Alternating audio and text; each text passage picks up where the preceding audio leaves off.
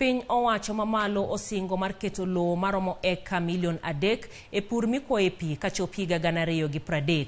Jatend migawo mar pi Alice Wahome owacho ni gisechako chenro no e gwenge mopogore opogore pacho ka, mano mar jiwo nyayo chiemo kata kinde mag oro. Ka bende obwedo ni e higni 5 mabiro eka maromo milion 1.8 ibiro pur kod pi ma bende ikuoya ka odhi konyo jopur matindo maloyo 2,000.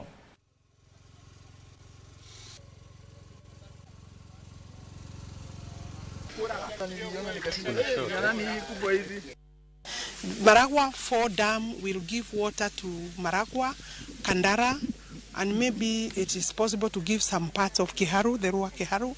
It will also give water to Mudithi area of Kigumo, and we intended to give water to Gatanga, the lower parts, and Kandara.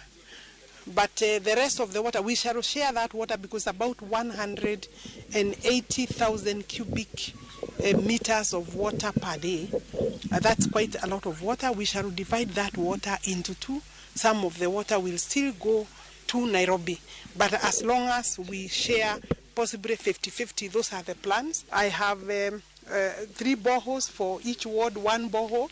If I get more, we will still bring, because in the meantime, as we plan to do bulk water, we still need short-term interventions, and that's why boreholes and ponds are critical.